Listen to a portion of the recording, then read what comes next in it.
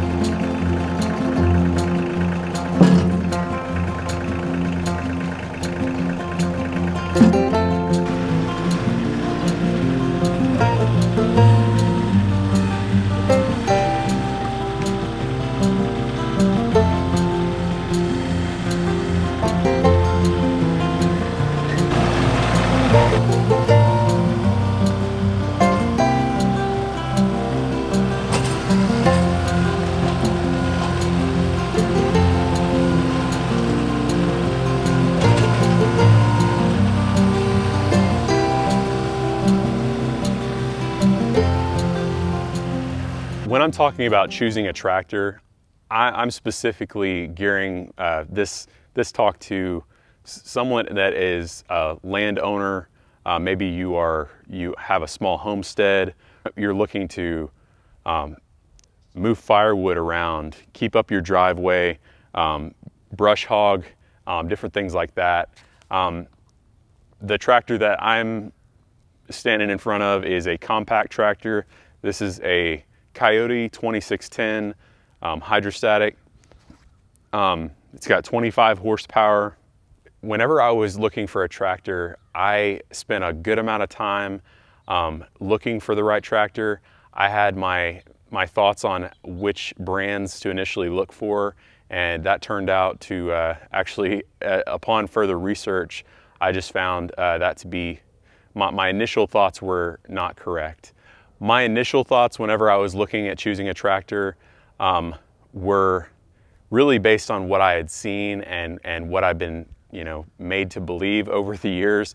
But after doing a lot of research and actually delving down into the pricing and the specifications and the capabilities, I found that choosing the right tractor, you have to, first of all, you have to be able to decide that you're not going to choose a tractor based on the color. If you choose a tractor based on the color and you don't do the research, you're going to end up with a tractor that you're not happy with.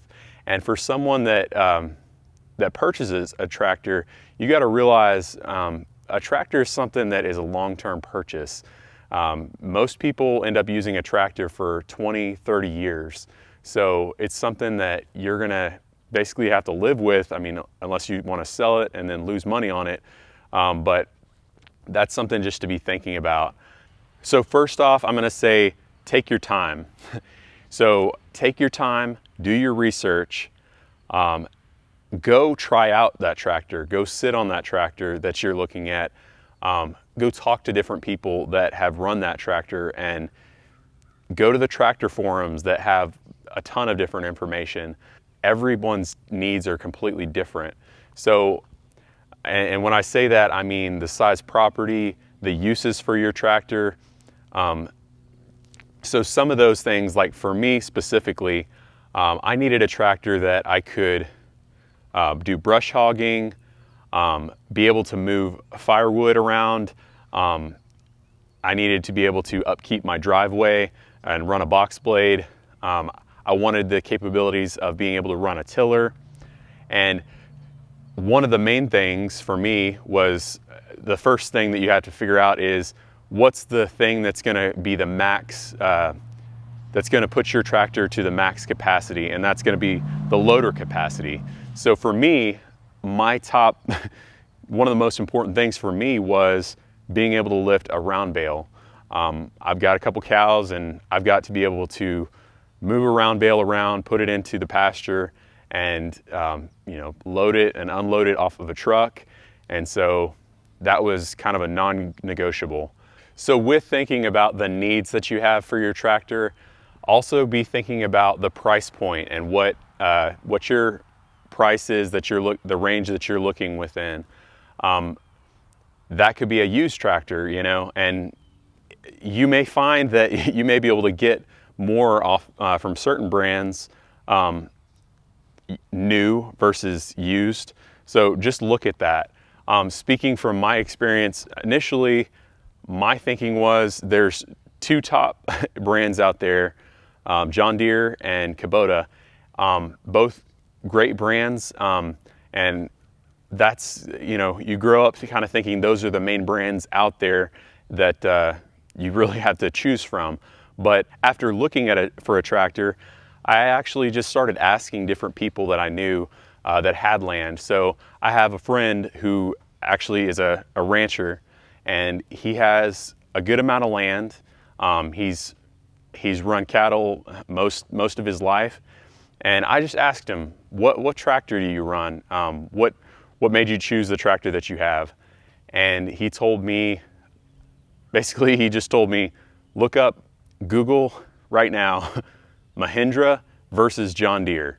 And so I jumped on Google, looked up Mahindra versus John Deere, and if you look that up, you'll see basically the loader capacities on those tractors. When you're talking about a compact size tractor, Mahindra was beating John Deere in the loader capacity. That really kind of opened my eyes to realize there's more brands out there that I need to look at, and I don't need to just have my mindset on the couple brands that I need to look at. So after that, I started looking at different companies that I had never heard of, and after doing that, I had my price point that I needed to go within. I had my needs that I needed to be able to meet on my property, and after doing that, I realized there was actually, for me, there was 3 different tractors that I ended up looking between at the very end of my selection. I was between Mahindra, John Deere, and Coyote. And after checking all the capabilities, the cost, everything, my dealer support, I found that Coyote was the right choice for me. And it met my needs of what I needed to do on my property. So the main thing from that piece is I just want to make sure that y'all understand, just look more into the tractor brands, look into the brands that you may have not heard about, check the reviews, check the warranties. A lot of the time, and most of the time actually, the warranties are pretty identical across the board if they're a competitive brand. So just look at all those things, see where all of the tractors are made. Most of them are made overseas now. So just look into that, and you'll kind of get an idea of what I'm talking about. So when I was looking at those 3 brands, John Deere, Mahindra, and Coyote, one of the main things that ultimately across the board I found was on the John Deere end of the spectrum, I was finding I was basically paying a lot more for that color and that sticker. And as far as the capabilities, I was not getting a very good bang for my buck. And I was even looking at getting a John Deere used, but after I did a little bit more research and found this tractor and even a couple of other tractors, I was finding that the cost for a used John Deere was costing the same, roughly about the same, for me to get a brand new Coyote. So brand new with a warranty and you know, the dealer support. So just be thinking about those things. At the end of the day, I mean, you want to get the best bang for your buck. You want to have the dealer support, but you want to also be able to do all the things that you need to do. So just be thinking about those things. So when you're thinking about the needs of your tractor, some of the things to look at whenever you're thinking about that is, what's the size property that you have?